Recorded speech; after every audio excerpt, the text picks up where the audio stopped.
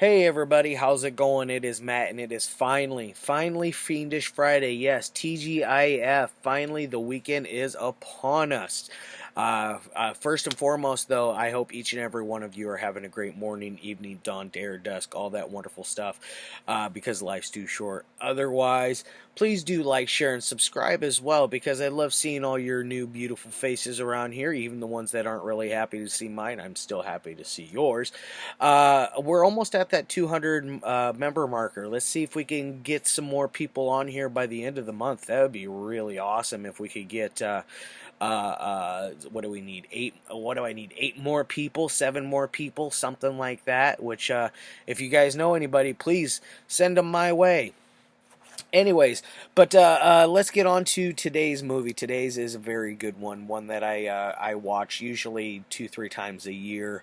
I've seen this one. I didn't see it until I was in my 30s because it was so hard to track down a copy for at least where I lived for years. And by the time I heard about it, it was already out of print.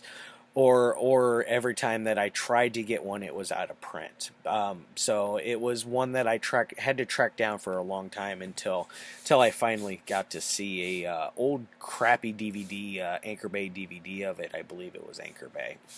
It was one that I had borrowed from a friend years, like when I was in my early 30s, and it was a memorable experience. My only beef was the lighting gets a little dark with it. It's hard to see in some places, which even here on this newer Blu-ray, it's the definitive release of it so far, in my opinion. There's not been a release as up to up to this level or beyond. It's a very, very good release. So don't let me dissuade you from getting it just because there's parts of it where the lighting is still a little dark. It's still worth the watch. This one came out in 1984, so this one is, what is that, 36 years old? Holy crap, it's getting up there. This one here is running at an hour and 26 minutes, and it's the not rated cut. This one does have 2 cuts, not rated and a rated R cut. The rated R cut is obviously the one that's been had edits to it, and so I usually don't watch the edited versions of films because I do not believe in censorship. Censorship is the devil. But that's neither here nor there. Let's get on to the cast of this one. We got Matt Mitler, we got Ruth Martinez, Bill Hitchcock, Connie Rogers, Francis Raines, Morey Lampley, and then we got Jack Chatham playing Matt Mitler's Ed's father, and this is none other than the Mutilator. Yes, this is the Arrow Blu-ray release of this. It's got this stupid little slipcover. I don't know. I just kept it because I don't know. This is a double disc Blu-ray DVD Blu-ray combo on that, and you get your little insert card as usual. There is a small booklet that comes with this one. Nice little, got a little bit of girthiness to it. Yeah, I had to say that. And then it does have a reversible artwork with the alternate name as Fall Break. I do not like this artwork at all. I think it is wretched as hell. I can see why a lot of people would really pass over it because it is such an ugly artwork. Go ahead and just put you back on there. Anyways, this is an okay cardboard on here. It's not like super thick. It's not like vinegar syndrome level of product, but if you're a fan of the slipcovers, this one isn't a bad one. I know some of those can get really, really super thin and flimsy, and they tend to come apart, which is kind of a bummer. Now, I forgot to see, what do we have for special features on here? There's a bunch of stuff. I'm just gonna, because it's Arrow, I'm gonna just hold it up there because there's so much information they give you in that little little bit of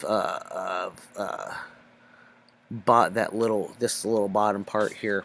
There's a lot of stuff on here. I believe there's a commentary, multiple interviews. I think they got almost everybody to come back from the cast. The one of everyone that mattered from the film. I think they got them all to come back and do an interview for it, which is kind of fun. I'm glad to see that something silly like the Mutilator can get that kind of love even years later, and the people are still fond of making it, which is fun. You know, you don't come across that too often with a lot of films. Usually the ones that happens to is these little low budget nothing movies that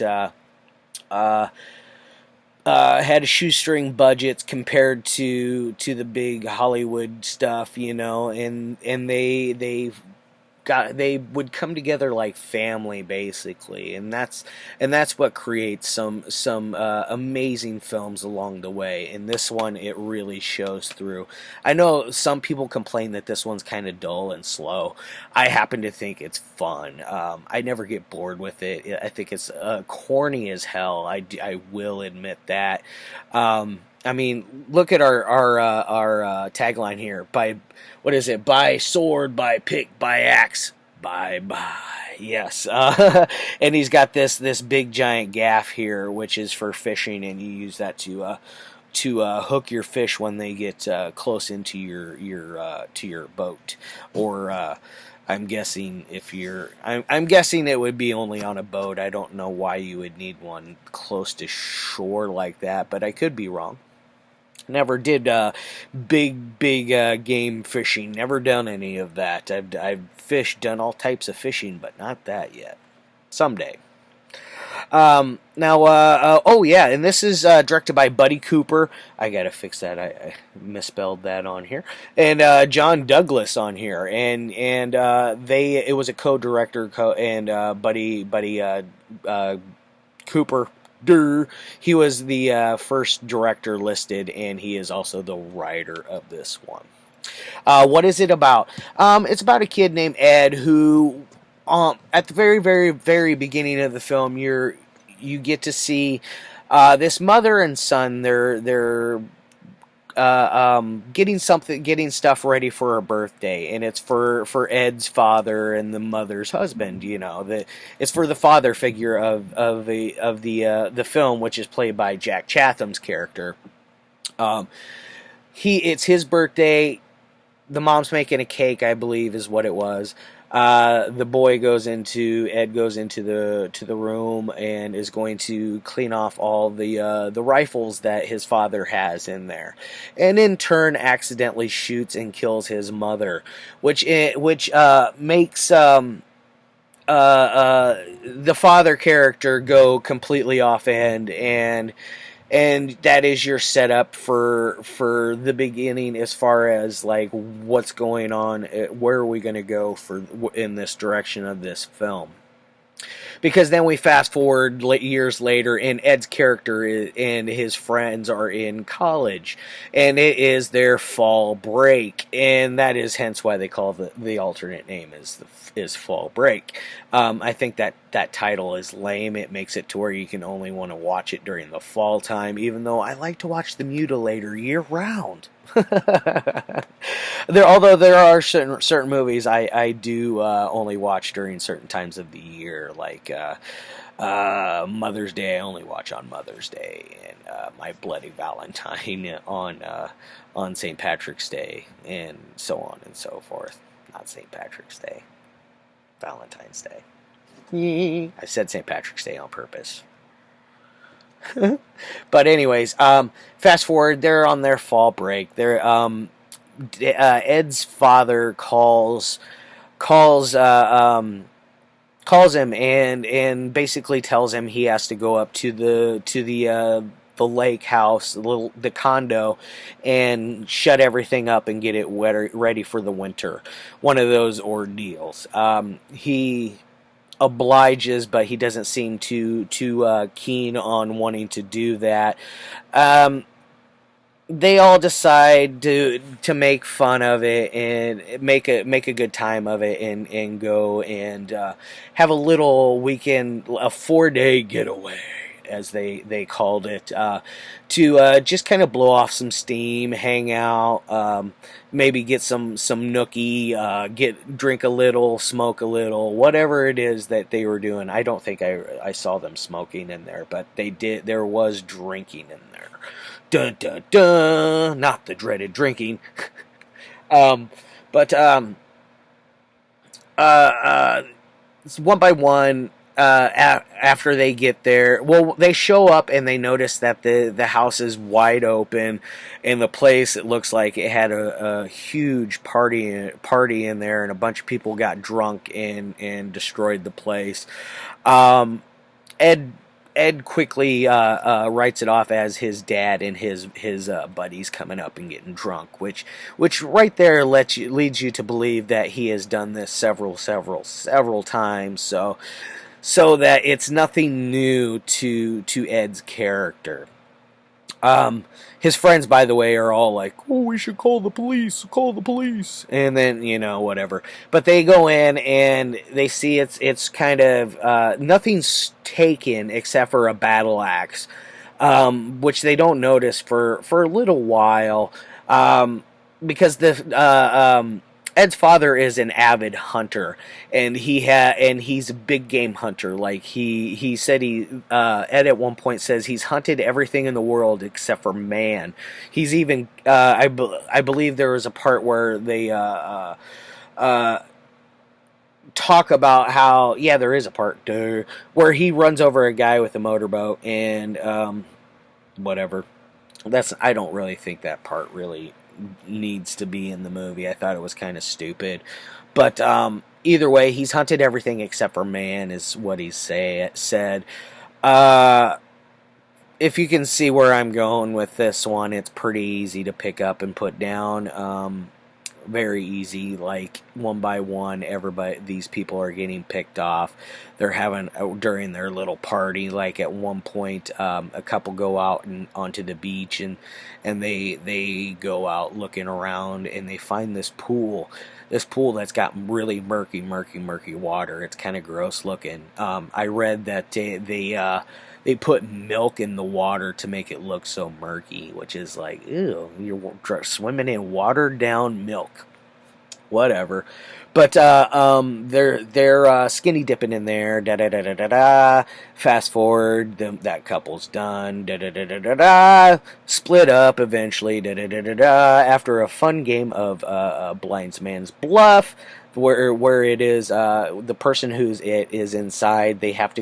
They turn off all the lights. Everybody goes outside except for the person that's it. The person that's it finds somewhere to hide, and so one by one they all go in and they try to find the person that's it. And if they find them, they have to sit, stand, kneel, or lay down wherever close to them until the final person finally finds them. Sounds like hide and go seek, but with a little bit of a twist to it, I guess. It sounds like it'd be a fun game if you're in a big place, like a big house or outdoors. I think it'd be a lot better, because hide and go seek isn't that great inside. I'm just saying. Alright, so what would I rate this bad boy on the 1 through 5 scale? As far as the technical side goes, this thing's probably a 3. It's not gonna change your mind or be any kind of like crazy new thing that you've never seen before. No advanced camera work, no amazing editing skills, nothing that is really gonna make you jump up out of your seat as far as a technical side goes. It's pretty basic. This is a basic textbook slasher film. Now, as far as an entertainment side goes, this thing's a 4 out of 5. It's not quite an 8. This is a definite 7 out of 10. I feel like it's above average. It could have been much better, and it could have been way worse. I know there's some really bad bottom rung ones. This one I would call a middle rung slasher. Not top tier, but middle tier. Alright guys, I've rambled on for 15 minutes. I got stuff to do. I hope each and every one of you have a great weekend. I'll see you all on Monday. Next week I got a fun week lined up. I'm going to be doing nothing but Alien on Earth films. So look for some fun stuff. Alright guys.